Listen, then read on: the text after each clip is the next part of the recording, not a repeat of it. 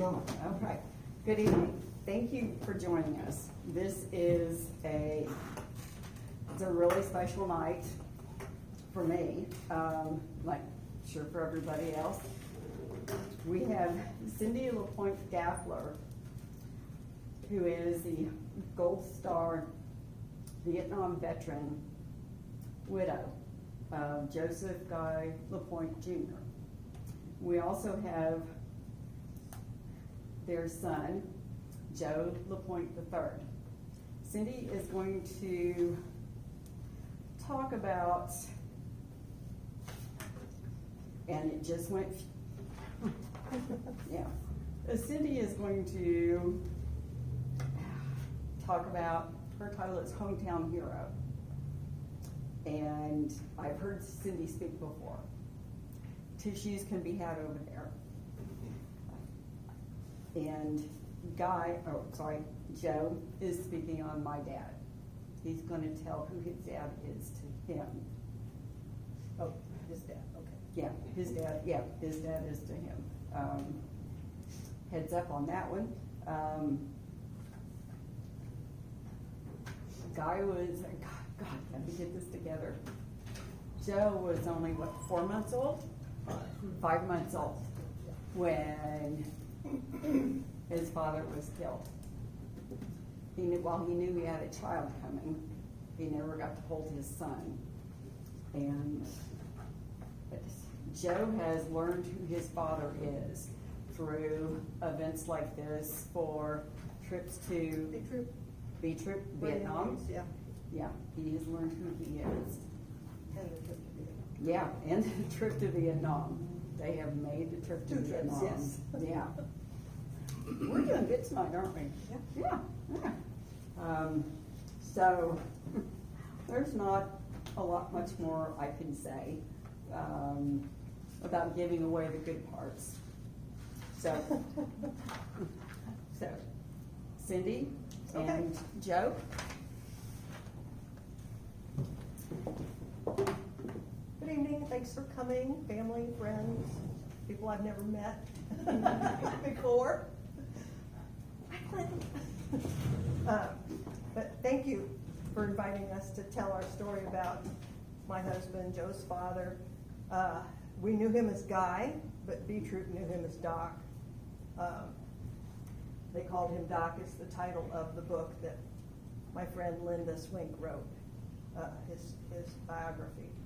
Our goal is to share his story as an inspiration to others and to keep his memory and his name alive.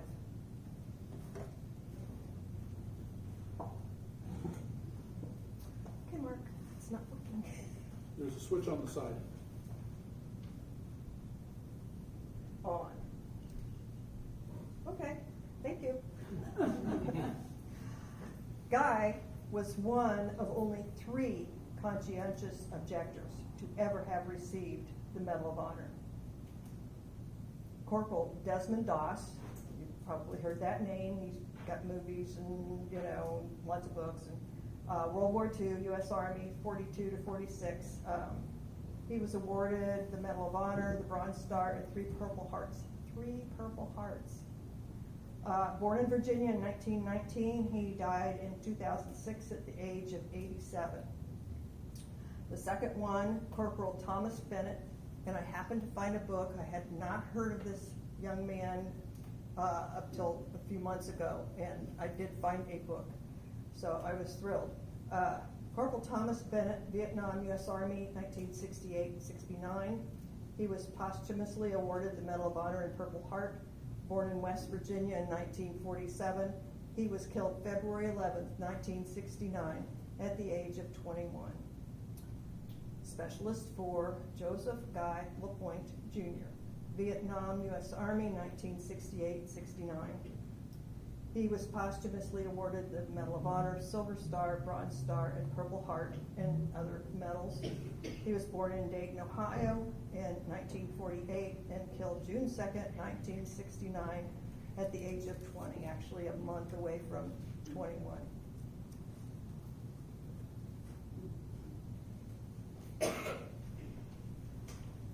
Saturday, May 4th, 1968. Guy and I spent the day at Shawnee State Park in southern Ohio. It was our last time alone together before he left for the Army. On May 8th, Guy left Dayton on a Greyhound to enter military service at Cincinnati, Ohio, and then was bused to Fort Benning, Georgia. There, he declared himself a conscientious objector and was assigned the specialty of medical aidman, and then sent to Fort Sam Houston for his basic and advanced training. This picture, here he's celebrating his birthday with his buddies, celebrating his 20th birthday with his friends on July 2nd.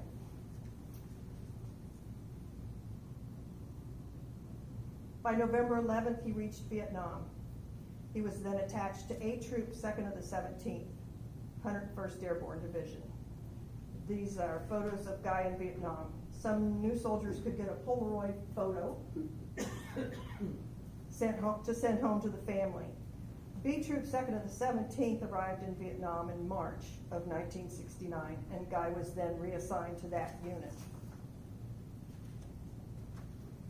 He saw action almost immediately with both A Troop and B Troop. Do you want to read his citation, or shall I? I'm letting Joe do the reading of the citations. Where are we at? This is the Silver Star citation. For gallantry in action while engaged in military operations involving conflict with an armed hostile force in the Republic of Vietnam on 12 April 69. Specialist LaPointe distinguished himself by serving as a medical aidman on a combat operation in the A Shau Valley, Republic of Vietnam. As Specialist LaPointe's platoon was moving up a hill to set up a night defensive position, the 3rd Squad fell behind because of several heat casualties. Before he reached their position, an artillery round impacted near the main body of the platoon.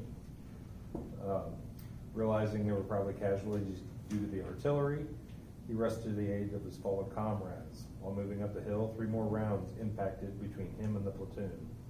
Never pausing to take cover, he ran headlong through bursting artillery to the aid of the wounded. He treated 17 casualties, several of which were severe.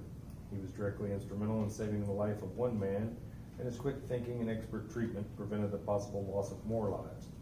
Specialist LaPointe's personal bravery and devotion to duty were in keeping with the highest traditions of the military service and reflect great credit upon himself, his unit, and the United States Army.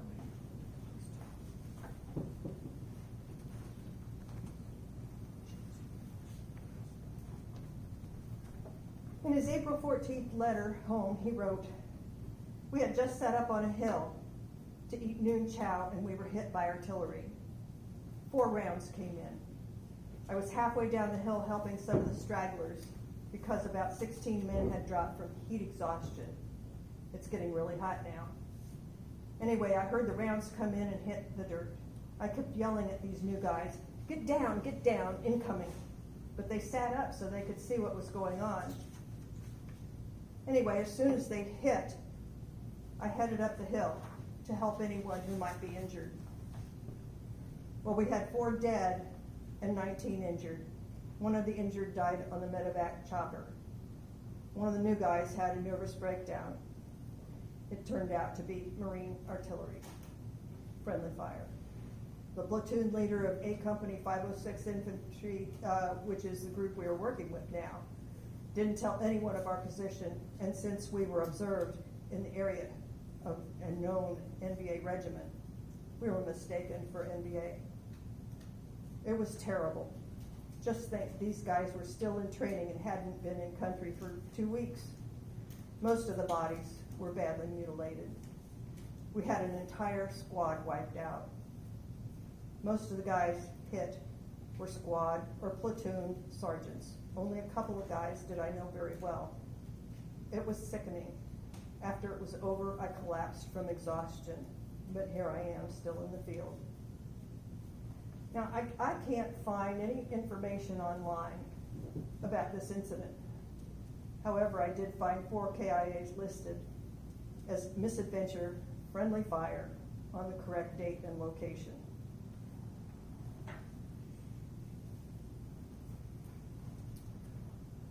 May 12th, 1969. They went into a hot landing zone after a just downed chopper.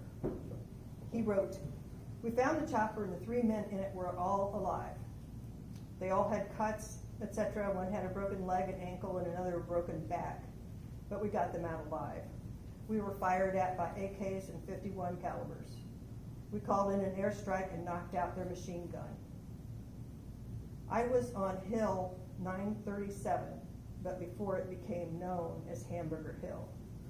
The Battle of Hamburger Hill happened May 13th and through the 20th. They were there on May 12th. We had a visit from General Abrams and we were complimented on a good job. Our pilots did some fantastic flying. If I'm lucky, today will be my last day to go into the field until after R&R. We're going into an old NBA base camp in a couple of hours. It shouldn't be occupied though, I hope not. My R&R is June 6th through 12th. That's the days I'm in Hawaii. I'll leave Eagle the 1st or 2nd, go to Benoit. At Benoit, I get my papers, orders, etc., and baggage squared away. I'll fly from there to Honolulu." Actually, Brigadier General Charles Burke wrote him up for this action. He was awarded the Bronze Star. B.G. Burke said that one of the injured was laying in the creek where the helicopter crashed, so Guy held his head up to keep him from drowning. The one with the broken back was Steve Jones, who we met when we toured Vietnam in 1999 with B Troop. His Bronze Star citation, do you want to read that? Sure. Okay. It's here and just the top 2. His Bronze Star citation reads, "For distinguishing himself by outstanding meritorious service in connection with ground operations against a hostile force in the Republic of Vietnam during the period 7 November 68 to 2 June 69. Through his untiring efforts and professional ability, he consistently obtained outstanding results. He was quick to grasp the implications of new problems which he has faced as a result of the ever-changing situations inherent in a counterinsurgency operation, and to find ways and means to solve those problems. The energetic application of his extensive knowledge has materially contributed to the efforts of the United States mission to the Republic of Vietnam to assist that country in ridding itself of the communist threat to its freedom. His initiative, zeal, sound judgment, and devotion to duty have been in the highest tradition of the United States Army and reflect great credit upon him and the military service."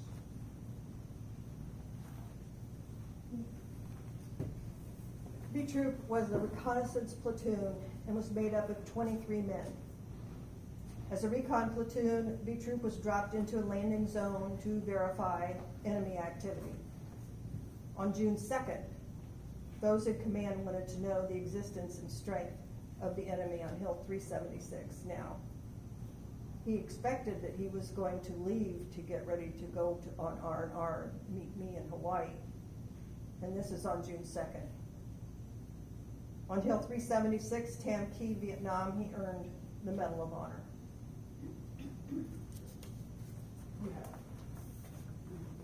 Right? There. Go ahead. Excuse me. For conspicuous gallantry and intrepidity in action at the risk above and beyond the call of duty. Specialist 4 Joseph G. LaPointe Jr., Headquarters and Headquarters Troop, 2nd Squadron, 17th Cavalry, 101st Airborne Division, distinguished himself on June 2nd, 1969, while serving as a medical aidman during a combat helicopter assault mission in Quang Tin Province, Republic of Vietnam. Specialist LaPointe's patrol was advancing from a landing zone through an adjoining valley when it suddenly encountered heavy automatic weapons fire from a large enemy force entrenched in well-fortified bunker positions. In the initial hail of fire, 2 soldiers in the formation vanguard were seriously wounded. Hearing a call for aid from one of the wounded, Specialist LaPointe ran forward through heavy fire to assist his fallen comrades. To reach the wounded men, he was forced to crawl directly in view of an enemy bunker. As members of his unit attempted to provide covering fire, he administered first aid to one man, shooting the other with his body. He was hit by a burst of fire from the bunker while attending the wounded soldier. In spite of his own painful wounds, Specialist LaPointe continued his life-saving duties until he was again wounded and knocked to the ground. Making strenuous efforts, he moved back again into a shielding position to continue administering first aid. An exploding enemy grenade mortally wounded all 3 men. Specialist LaPointe's courageous actions at the cost of his own life were an inspiration to his comrades. His conspicuous gallantry, intrepidity, and selflessness are in the highest traditions of the military service and reflect great credit upon him, his unit, and the United States Army.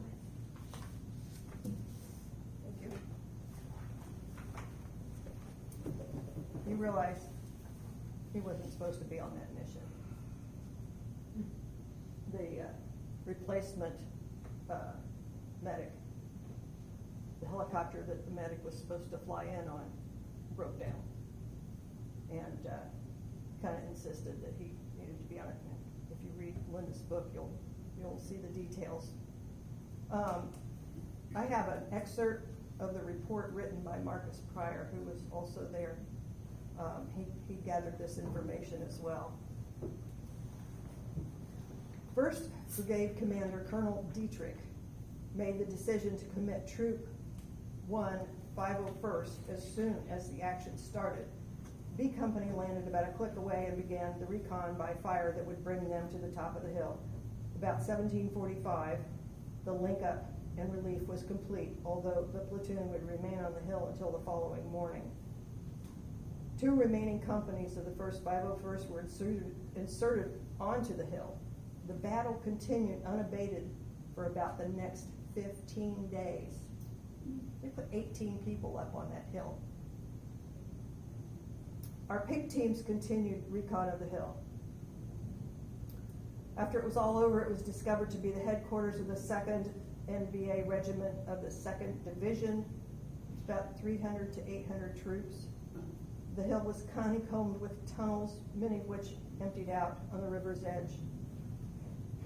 The hill had been a major lookout for the regiment for almost 2 years. They were using it, at least in part, to monitor air activity out of Chulai and Camp Key. They could oversee Camp Eagle, where they were stationed, and they could see the helicopters flying out, flying in.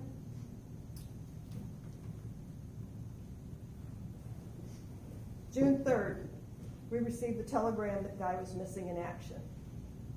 On June 8th, 2 soldiers came to our door to give us the news that he had been killed in action and delivered the notification telegram.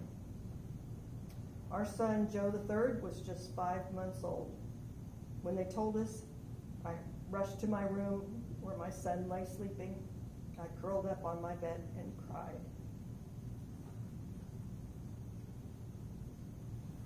His funeral was June 16th. He is buried beside his grandfather and great-grandfather in Riverside Cemetery, West Milton, with full military honors. This picture on the right is a picture of my grandmother and me. She was 18 when her husband had died. I was 19. And their baby, my mother, was just 9 months old. She had understanding and compassion for what I was going through, and my mother had great empathy for Joe.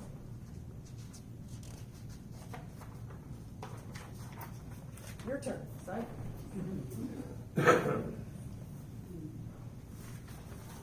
Got it? Sure, I'll let you control the slides. I will. Okay. In the spring of 1998, former First Lieutenant Fernando De Paris, he's not in the picture. No, he's in the next one. She planned it. I'm not taking the blame. Fernando was a great guy. He was the lift section leader, and he contacted us to talk about Guy. He said he knew what happened, or he knew him a little, and about what happened on Hill 376.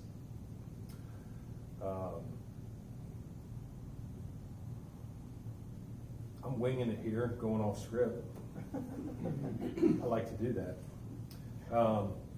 Fernando was a helicopter pilot in Vietnam, and he was with B Troop. He said he was one of my dad's favorite pilots because he always had ice. And from what I gather, ice was very important in Vietnam. I know when we went there, it was very important too. So that's how Fernando knew him. Fernando knew him quite well, and it was amazing to get to know Fernando over the next years. Fernando invited us to come to the B Troop reunion that year, and this is really our first contact with anybody from his military group or any military group. Before then, everything was really quiet. There was nothing going on about my dad. There was just nothing.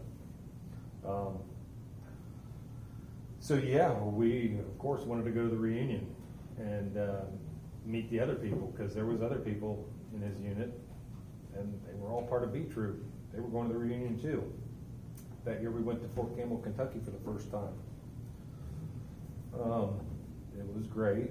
On the last day of the reunion, we were saying our goodbyes, and Fernando stopped over me and Mom, and he said, "Have you ever thought of going to Vietnam?" And I don't recollect it quite like my mom does, but she says that I said very emphatically yes. And I could imagine that's true.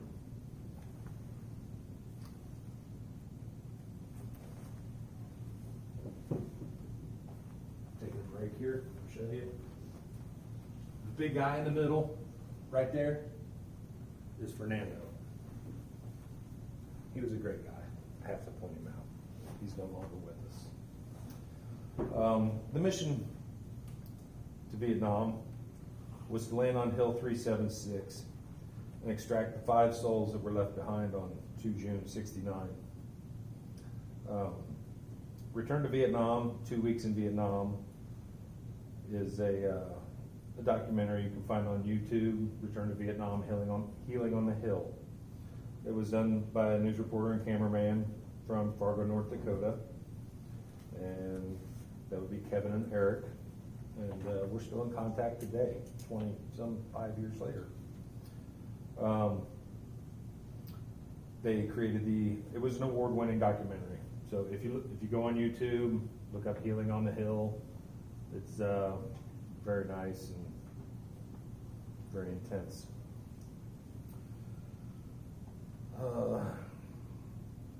When we were in Vietnam, sorry, this jumps around a little. J.R. Baltazar, got a picture of him?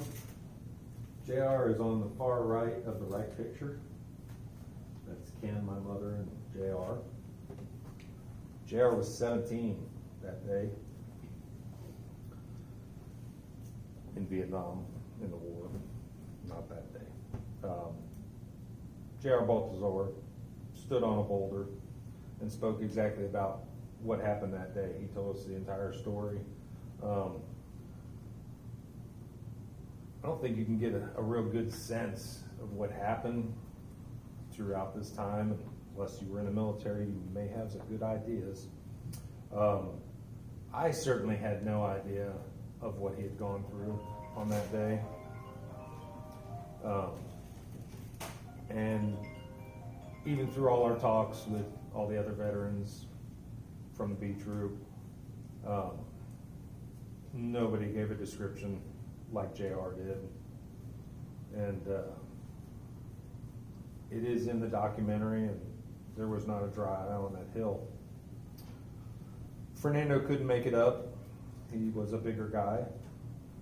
And give him credit, we trekked through the jungle for a couple hours before reaching the bottom of the hill. It was intensely hot. It was up hills and down hills, sun screaming at us the whole time. There was a little house at the bottom of the hill. Mr. Min, his family lived there. There was about 20 of them.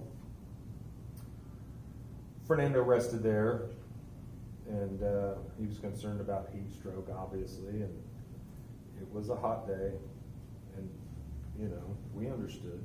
He didn't have to make it that trip. When we got up to the hill after JR had told the story, and we tried to clean up a little bit, we symbolically burned 5 rubbings, which is what you see going on here in the picture on the right. The 5 rubbings, Fernando had gotten in Washington, D.C. at the Vietnam Veterans Wall. The 5 who were killed on 2 June 69 on Hill 376 were Richard Breck, Dennis Prince, Jimmy Reed, Emmanuel Saunders, and Joseph G. LaPointe, Jr.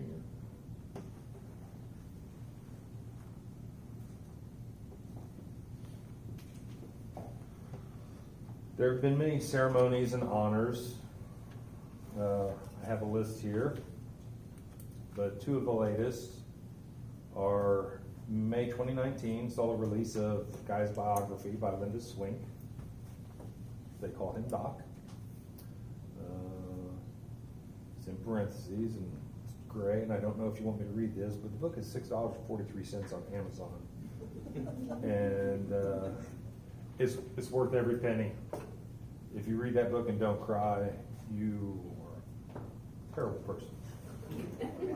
I don't know what else to say. It is an incredible book. I mean, even I learned things from it. You know, there's things that Linda brought out of people that I didn't even know. So I have the book at home, and I've read it more than once. And I would suggest it.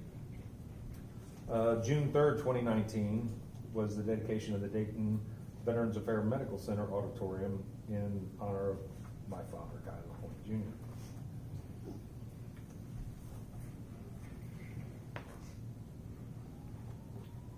September 5th, 2015, we were visiting the Vietnam Memorial Moving Wall up in Sydney, Ohio.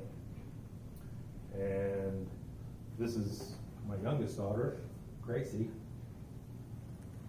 and walking among the memorial flags. And what a shot that is. That was unplanned, by the way. It just happened, but it's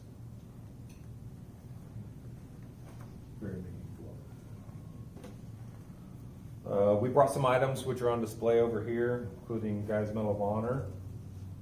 And this says, "Thank you for coming to hear our story. We're happy to answer any questions you have."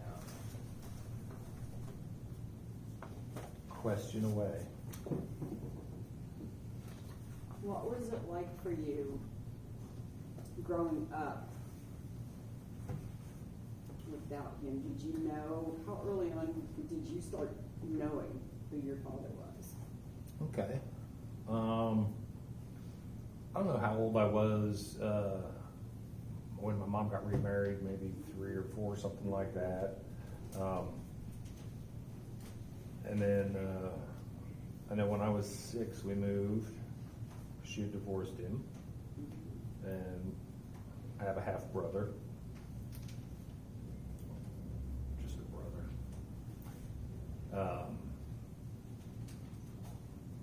There were. I didn't understand why we had last names that were different. It didn't really even dawn on me why people have last names. So I didn't get it. I was young. There was, I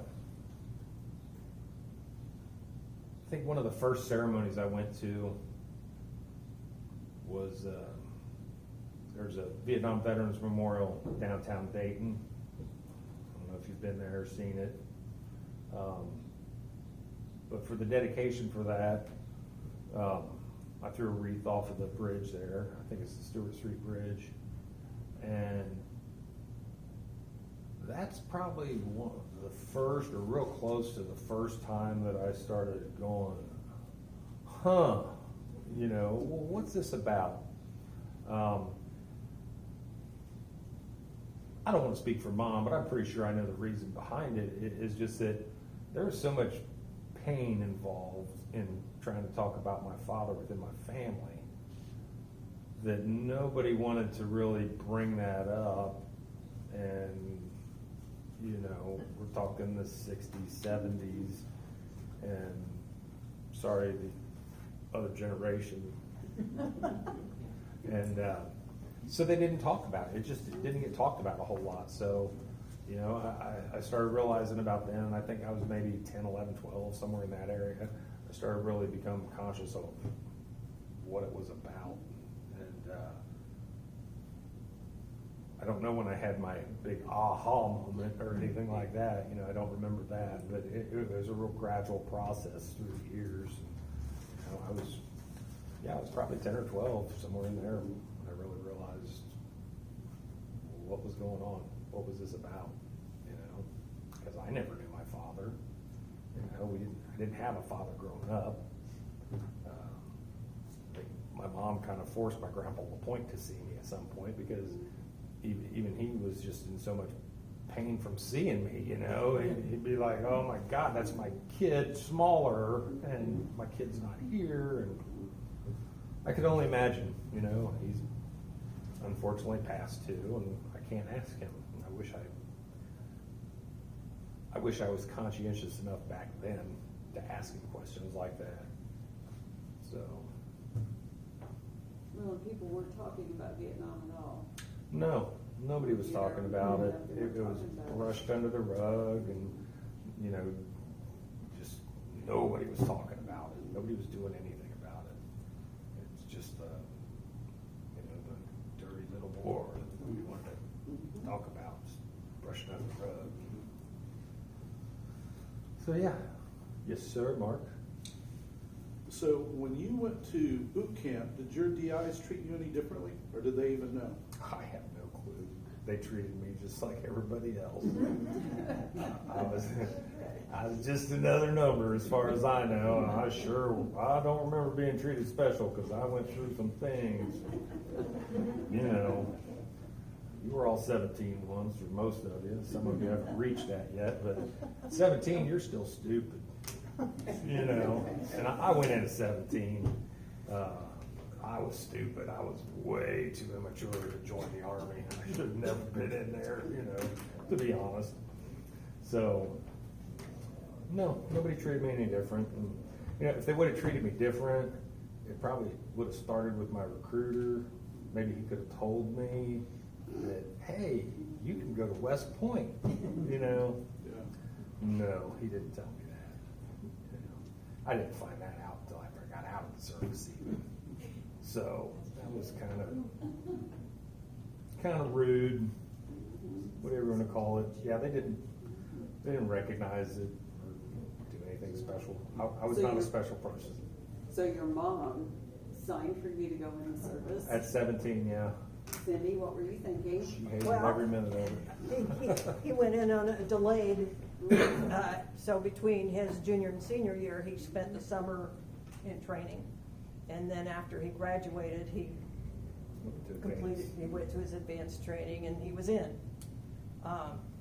You know, I probably would have joined the Army if I didn't have a baby, frankly. I mean, I could understand why he wanted to do that in light of who his father was. But I do want you to tell them about your trip to Vietnam, as far as that opening your eyes. The conversations that he had were from people that were there on the hill when his father was killed.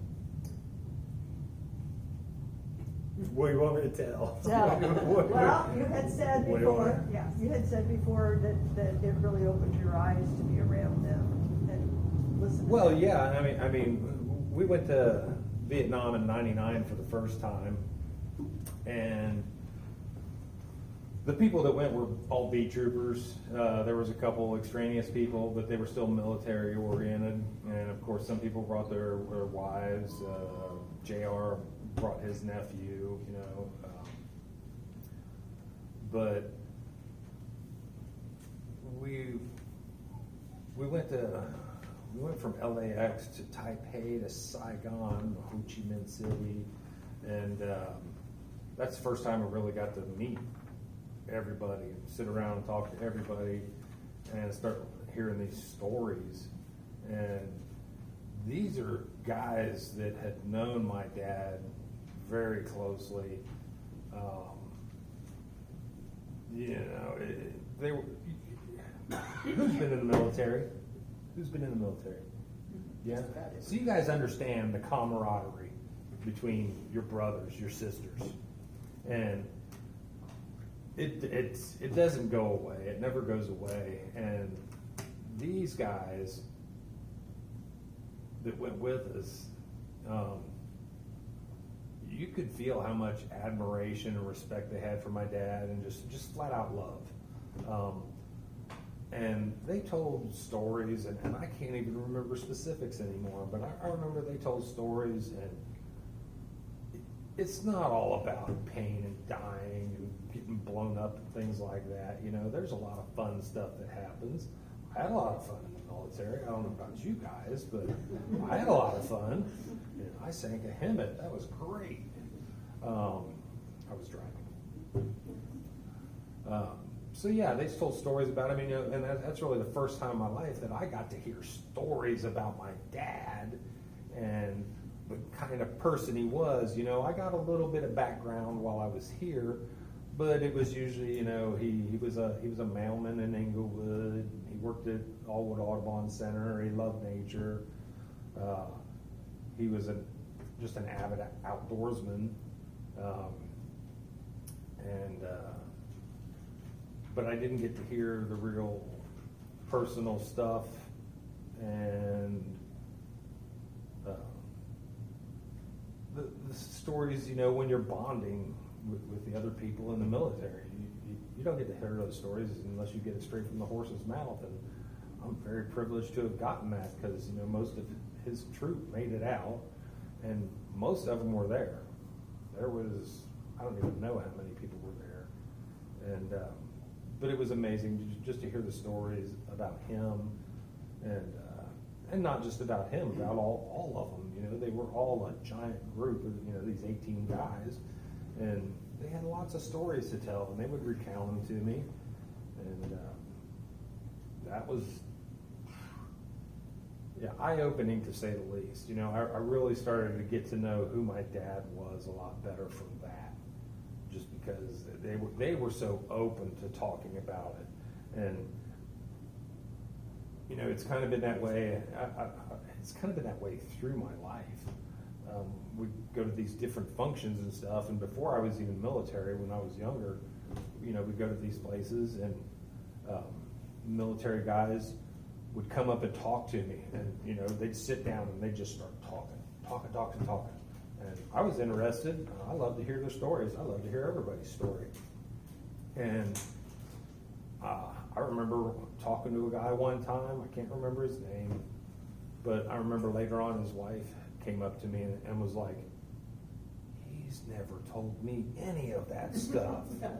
You know, and it's just a thing, and I really got that a lot growing up through my life. Is a lot of military guys would tell me things that they haven't told, you know, their own families and stuff, and it was like I never thought about how much of a privilege that is. And yeah, I don't know what else to say about that. What was the most poignant thing that you heard that stands out? If there isn't one. I'm sure you heard a lot of. I don't think anything stands out more than June 2nd, as far as that goes. You know, they're all a very tight unit. They're very just ingrained with each other. You military guys, you know how it is. It's hard to explain. But every time we would talk about that day, you know, the conversation would shift. It was just a big turn. Of course, it's kind of depressing, you know, but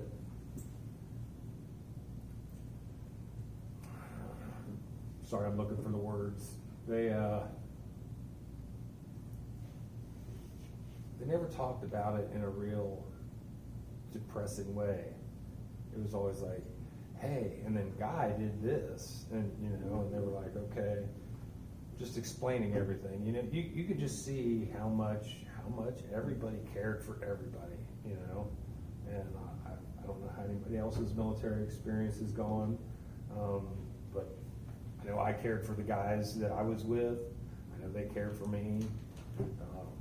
Heck, I've been out 30-something years, and I'm still in contact with them. So I don't know if any of you are, but you should be. Those are brothers that are, you know, be there forever. Yes, sir. What MLS did you choose, and then did you ever actually meet anybody that recognized the last name and placed it with your father? To answer that real quick, no. My first MOS, I was a 13 Echo, which was fire direction control for 8-inch howitzers. And then what I ended up going into, that was, because I did the split option thing. So originally I went in as a 13 Echo, fire direction control for 8-inch howitzers. And I was attached to the reserve unit over in Kettering at the Desi. And so I did that until the next summer when I went in, and they gave me the opportunity to switch MOSs, which I thought was great because fire direction control is really boring. And so I ended up going and becoming a 13 Mike, which is multiple launch rocket systems. And from there I was stationed down in Fort Bragg in a new unit they were building, which was the 3rd of the 27th Field Artillery. And yeah, that's where I ended up. Good times. Vietnam, gotta love it. You've been there, huh? Yes, sir, Mark. So when you got off the plane in Ho Chi Minh City, how'd you feel about the Vietnamese people? They're just people. I never held any animosity towards, well, maybe the North Vietnamese, but you know, South Vietnam, we were there trying to protect them, and you know, when we were there, we were never, well, maybe a few times by some weird people treated badly, but for the most part, we were treated really well in Vietnam. And I don't know, I mean, growing up through the 80s and stuff, I'd been exposed to plenty of different races and religions and all that, so it wasn't a real culture shock or anything like that, just because I went to another part of the world that has different size and colored people. And, yeah, it was not ever an issue for me.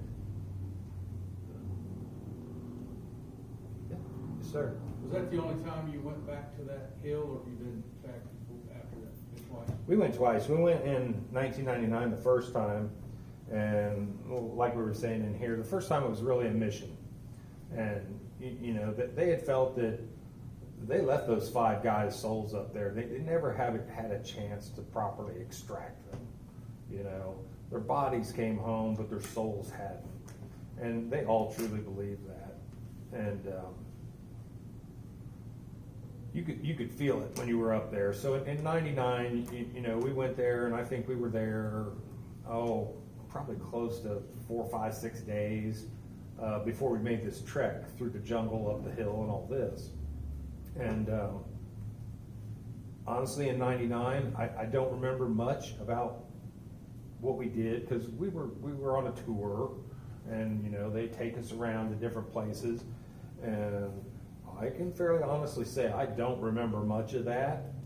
I remember the bus stopping at the bottom of the hill, and we all got off and went that way. And 4, 5, 6 hours later, we came back. And you know, one thing, we were up on that hill, and it was 30 years to the day that he was killed that we went up on the hill.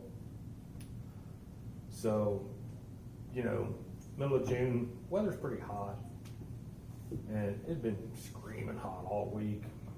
And I remember walking the path and just sweating. It's just like you couldn't breathe without sweating. And coming back down from the hill after we had our ceremony, it felt like it took about 5 minutes to get to the bus. I know it was a couple hours, but it felt like it took about 5 minutes to get there. And the rest of the trip, I honestly have a complete blank about, because our mission was that hill. And I was 30 years old, and that was by far the biggest thing that had ever happened to me in my life. So the next year rolled around, 2000 rolled around, and Fernando suggested again, hey, do you want to go back? We said, yeah, we'll go again. But me and Mom both agreed that this time we're going to go as tourists. So in 2000, we went as tourists. You know, we wanted to really take in the country, take in the communities, and take in the culture. Because I feel like we kind of missed that on our first round, and I think we really needed it. We did go up the hill again. And we went up the hill again, and it was a different experience the second time around. How so? You know, the first time around we went there, and the mission was to bring their souls back, and you know, we had the ceremony up there. We burnt the rubbings from the wall up there. I read their names, and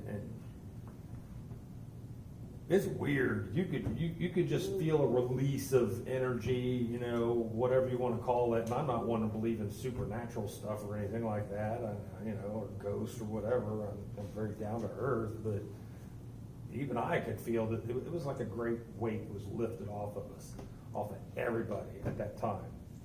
And I think that's why going back down the hill was like that.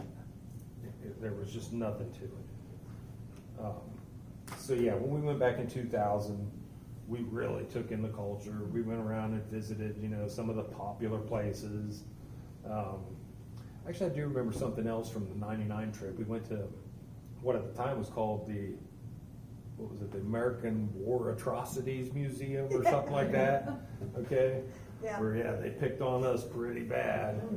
And, you know, we didn't really buy into it or pay much attention to it.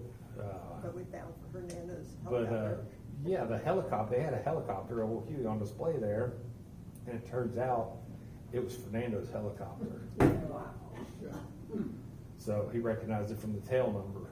And when we went back in 2000, he had brought them all new decals so that they could make it right, you know. And I just thought that was amazing, you know. But when we went back in 2000, they also changed the name of the museum. So it wasn't so much American bashing. And I don't remember what it was, but it wasn't like, bad American. You know, it was more of a presentation of what happened than a blame, you know, pointing the finger at us. Because we know it wasn't our fault. You know. Yes, sir. So how was it when the Medal of Honor was given? That was in 72. 72 out of the 3. Okay, so it was, Yeah, it was actually given to my grandfather and his family. And as far as I know, we weren't even invited. So, yeah. But, yeah, they went to Washington and got it from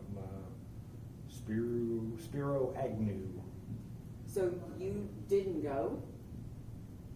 No. We didn't really find out much about it until they came back.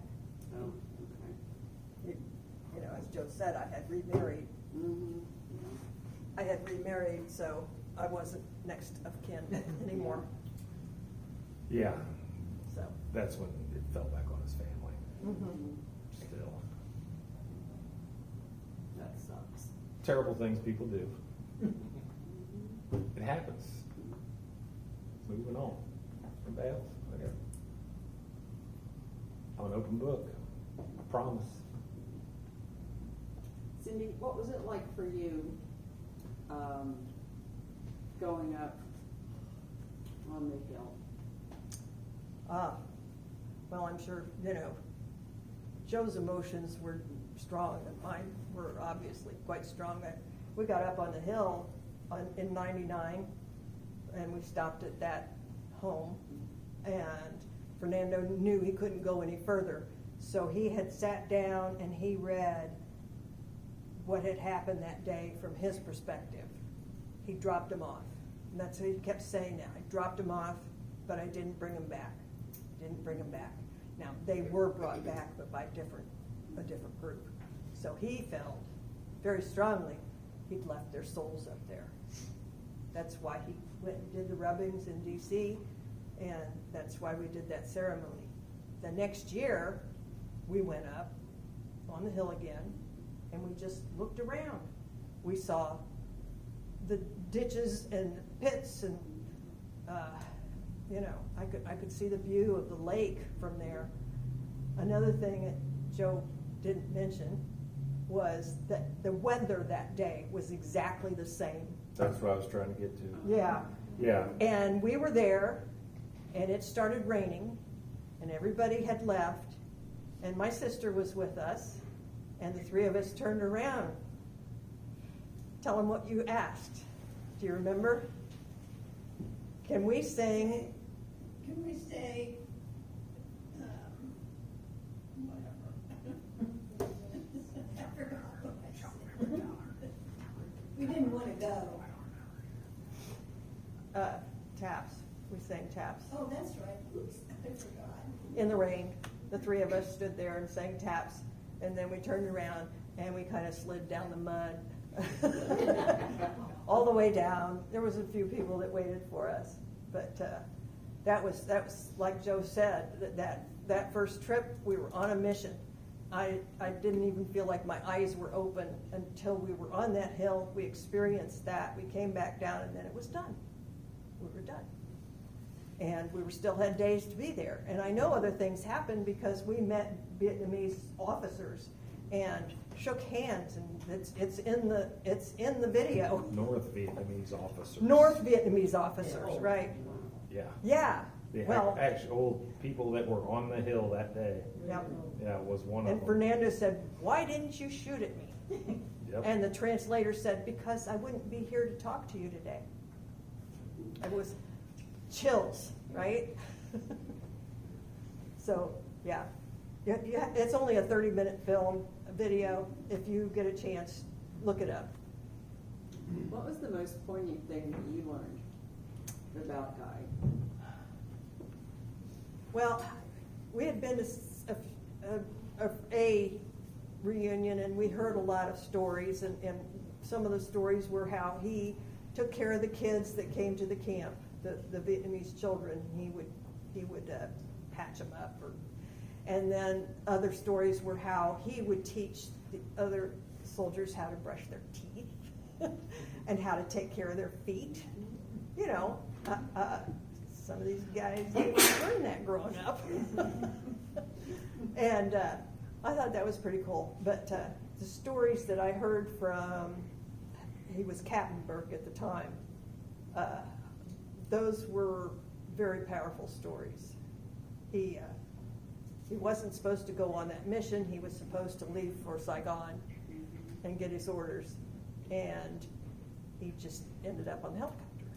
And Linda talked to Brigadier General, is what he retired as, Burke, and he told her stories.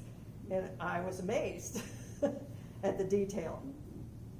And he told us that he met Guy, and he knew he was a conscientious objector, and he was just like chicken shit, just worthless piece of, Guy changed his mind right away. First thing he did was rappel down a cliff. Guy had never rappelled before. He wasn't taught that in the Army. He wasn't taught that in training. And so he said, okay, well, do this, and he did. And he went down and he rescued a guy that had fallen off the cliff. So, yeah. And so that really impressed him. And then the thing with the helicopter in the water and stuff like that, just, you know, it really opened up Mike's eyes as to the personality and the bravery of this young man. So I do love hearing the stories. I love hearing all the stories. Not just about Guy, but I like to listen to other veterans tell their stories. As a matter of fact, I'm working on doing a podcast for MVCC, and I'll be interviewing veterans. We're starting out with the veterans over at St. Leonard's. And so I get to talk to them. I get to ask them questions. And I'm very excited to be doing that. Any other questions?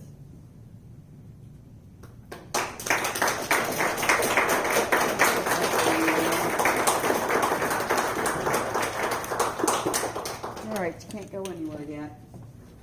Do I have a pocket here? Yes, I do. Okay, well, I didn't get to thank everybody, so I want to thank everybody. I see a lot of faces I know, a lot of family here, a lot of friends, and a couple new faces even. So I just wanted to say thank you very much for coming tonight. Thank you. I really appreciate it. Yes. The housekeeping business to do. When I met Cindy, I don't think 7 years ago or so. Probably, yeah. We were talking, she was telling me about Guy, and I just said something about Daddy, and I said, well, I don't want it to sound like I'm bragging on him. She just, it's like a dead, those eyes were just boring into me. It said, no, they earned us our bragging rights. You talk and tell their story and tell it and tell it and tell it to anybody who will listen, and even to folks who don't want to listen. And that has been my, yeah, it's a big mission that we both share. I'll share. Mm-hmm. Let's see, who's going first? Okay, so we have it on this side. How's this? Is it good? Okay. Miami Valley Military History Museum, Certificate of Appreciation. To all who shall see these presents, greeting. This certificate is awarded to Joseph G. LaPointe-Dafler in recognition of his support to our programs and for his continued dedication, commitment, and support to the ideals of patriotism this 24th day of May in the year 2003. I don't know why.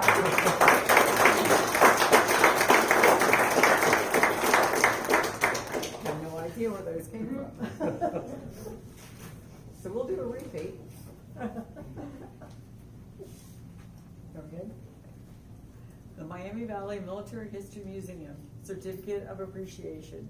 To all who shall see these presents, greeting.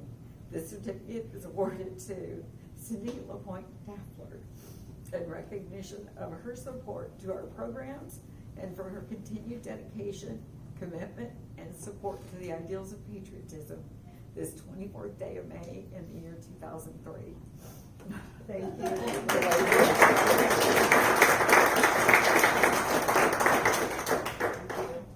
Delayed reaction. Cindy and I share something in common. Well, and Joe and I. His daddy was killed about, 3 months? It was April? 2 And months. Daddy's was April 7th, 1969. Yeah. Yeah, 2 months. yeah, 2 months. Oh, there is that, I have learned a lot from Cindy. Okay, so Barbara, our librarian, she comes up with the neatest books, just like at the last minute. This is a Medal of Honor book, Profiles of America's Military Heroes, from Civil War to the present. And one of you has to take this. There. Thank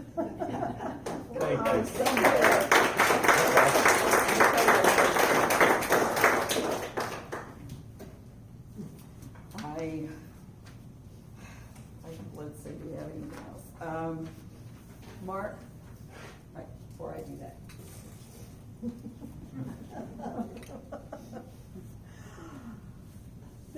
There's an album over there, and then there's his personnel file. Yeah, his individual deceased personnel file. Right, so, and there's certificates over there if you wanna look at them. And the- Thank you very much. And the book, I suggest if you don't get the book tonight, that you get it, because it is very, sometimes you just can't help but smile, it's so wonderful, and other times, you have to have a brand new box of Kleenex to get through that.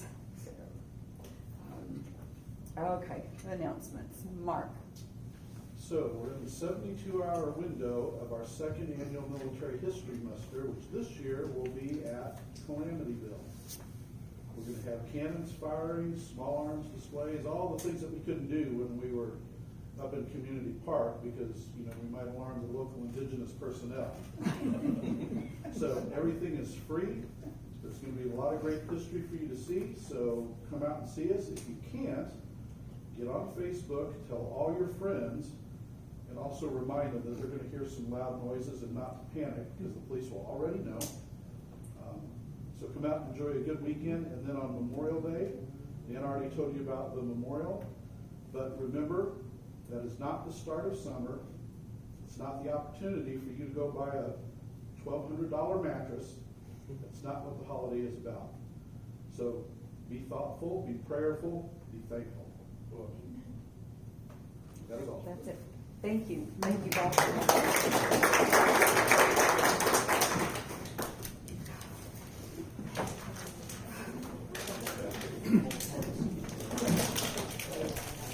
I have a question for you to come out in front of everybody. Okay.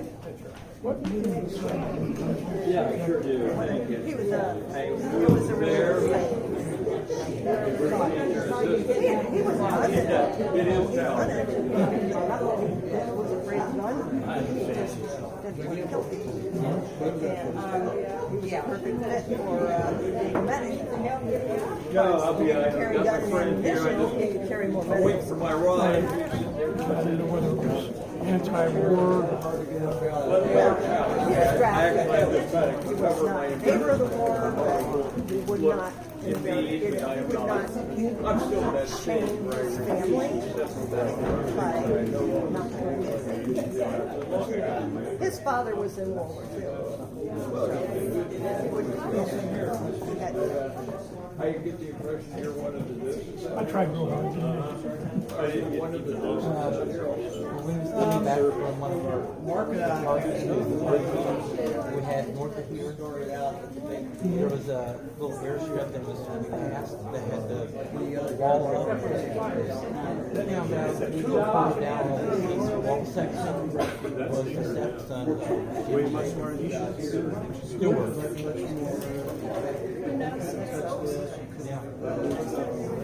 Everything out there. All she did was point. I'm out there 3 times a week.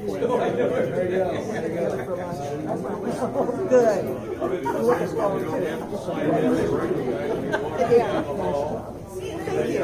They always park my car in the spot because they don't wait for an hour before I come back for it. See, that was silly.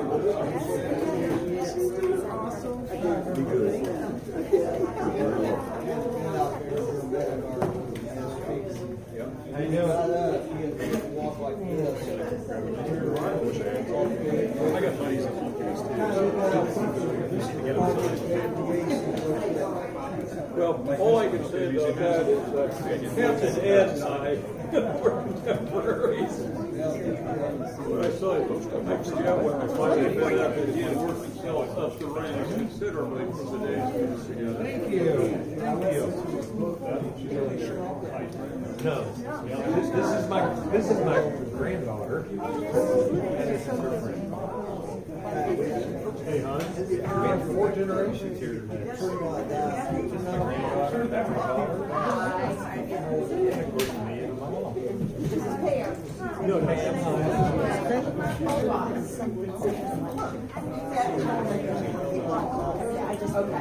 old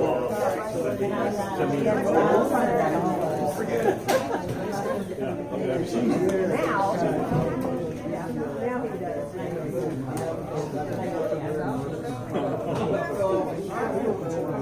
Oh, there's all Air Force, Army, Navy, everybody. I'm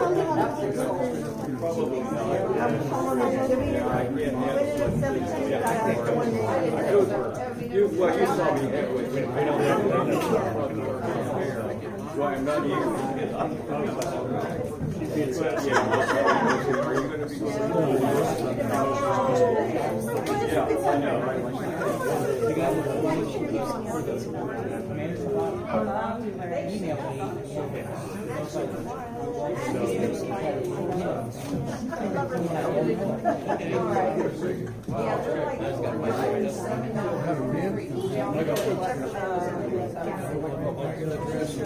All right.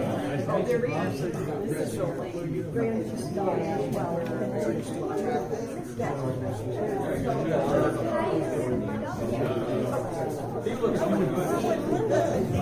She's around, she's still here. She was. She's right next to you over here. What am I looking for? She's that doesn't help me anymore. What am I looking for? Right there. In a pink top. Pink. In a pink top. Well, go see her, she's leaving, and then come back and see me. All righty. We're good. Linda, here's I think we bet. Yeah. I was.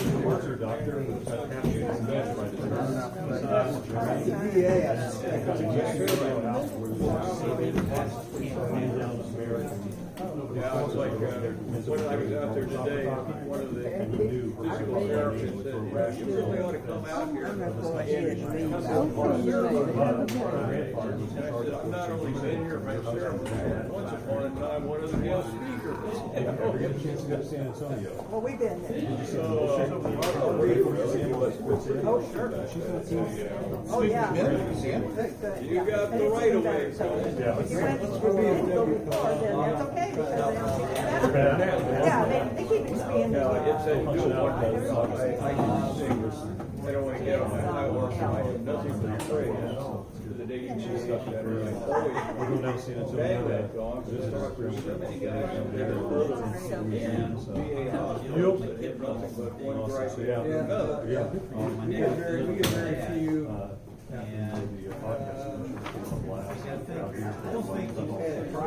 good. Oh, I'll be there on Saturday. Should have my motorcycle. I do that one. Other than that, Unfortunately, I make a lot of plans on the weekend.